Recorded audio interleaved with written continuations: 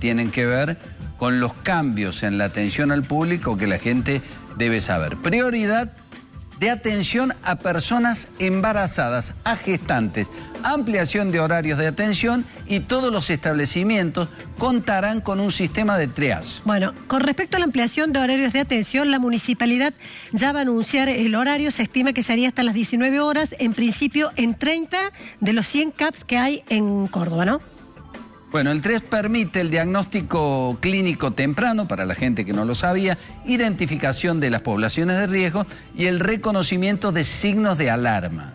Los casos que presenten dengue grave, los casos que presenten signos de alarma y los casos que no son urgentes. Esto implica que la población PTT va a tener que informarse precisamente para que al llegar al hospital vaya al lugar que corresponde.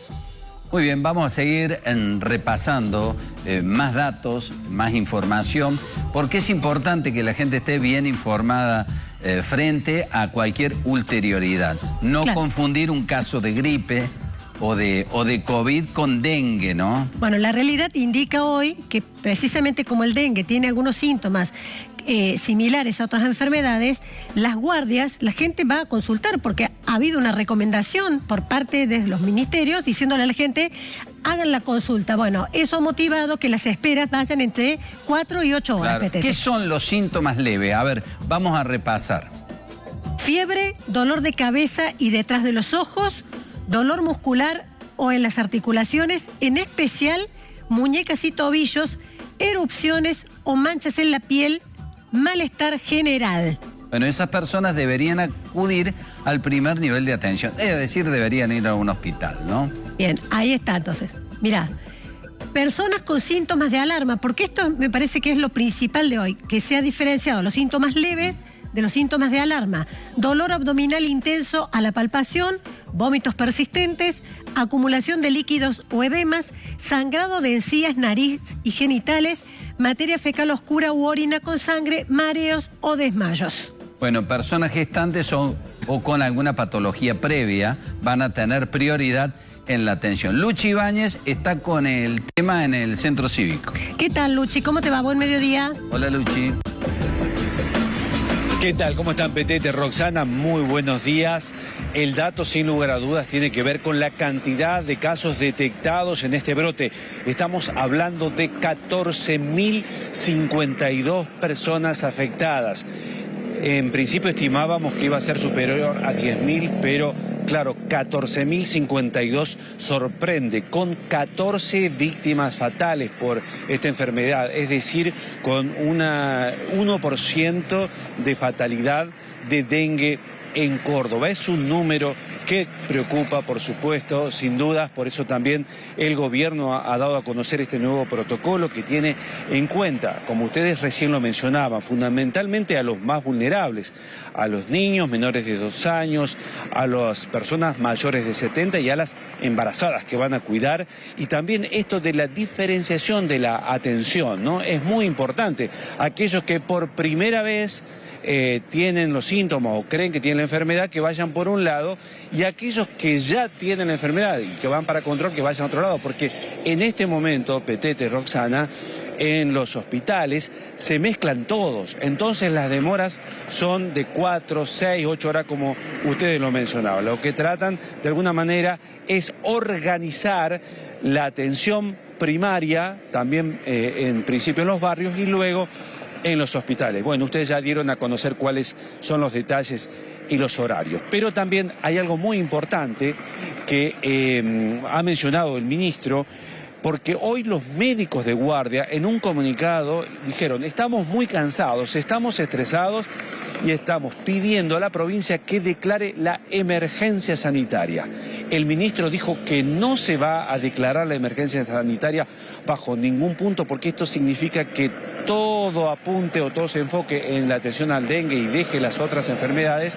Por lo tanto, no va a haber una declaración de emergencia sanitaria, pero sí va a haber una mitigación que tiene que ver con recursos para los hospitales. Lo escuchamos al ministro. Vamos a darle a los hospitales un fondo de 280 millones de pesos para que puedan contratar mayor personal, para que esté disponible o en las guardias o en los consultorios para la atención de los pacientes de segunda o de tercera vez. Hemos adquirido 5.000 test, no estaban disponibles en el país, lamentablemente, por razones de falta de provisión, por lo que lamentablemente nos pasó a fin del año pasado, y también le vamos directores adicional para que puedan contratar personal eventual en circunstancias de emergencia, que pueden ser o enfermeros o personal capacitado para hacer este triage, esta herramienta de identificar correctamente a cada uno de los pacientes, o eventualmente personal que necesiten para la atención de los laboratorios, para la atención de algunos enfermos en terapia intensiva, o para reforzar en circunstancias especiales alguna atención específica.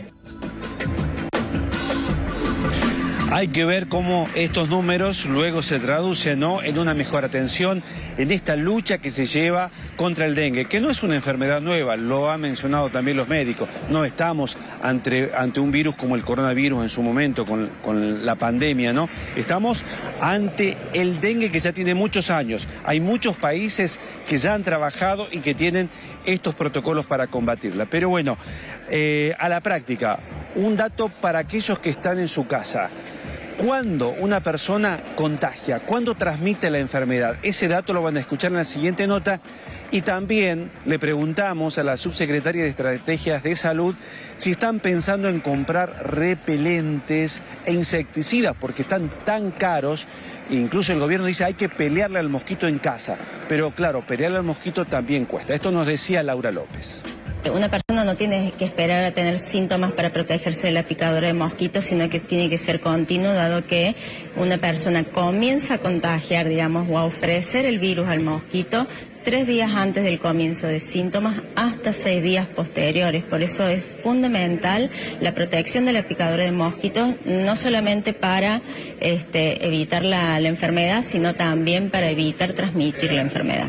Puede estar transmitiendo antes de tener cualquier síntoma. Exactamente, puede estar transmitiendo antes de tener cualquier síntoma, y también remarcamos en que hay un 80% de personas que pueden estar infectadas con el virus y transmitir el virus, pero no tener síntomas. Eso depende de cada persona. Entonces eso hace posible también y es la característica también de esta presentación de la enfermedad que ustedes están viendo, que se propaga en forma rápida. Por eso insistimos en la protección de la picadura. También insisten en cómo combatir al mosquito en casa. Desde el Estado, ¿han pensado en la posibilidad de distribuir insecticidas, repelentes en forma gratuita? Porque están muy caros. Lamentablemente hoy, por la situación país, nos está costando también conseguir repelente. El Ministerio de Salud entrega repelente para los pacientes que concurren a los centros de salud, a los hospitales específicamente, para que tengan ese aislamiento entomológico. Por el momento es una acción que no se puede realizar. Bueno, un anuncio que me parece que tiene que ver con la necesidad por cómo ha progresado la enfermedad, y también con un reclamo de los médicos de guardia que estaban pidiendo mayor contención y colaboración porque venían desbordados, muy estresados. Se ha anunciado también que habrá recursos para contratar más personal para hacerle frente a esta situación, ¿no? Claro, a ver, los médicos de guardia salieron a decir a través de un comunicado que para ellos estamos ante un inminente colapso. Es decir, no actualmente, pero que puede llegar a ocurrir, y a su vez intentaron, en cierta manera, dar una explicación de por qué la gente PTT espera, según ellos, entre 4 y 8 horas en la guardia para ser atendido. Bueno, dicen que esto tiene que ver con la falta de personal y con la falta de recursos que le prometieron.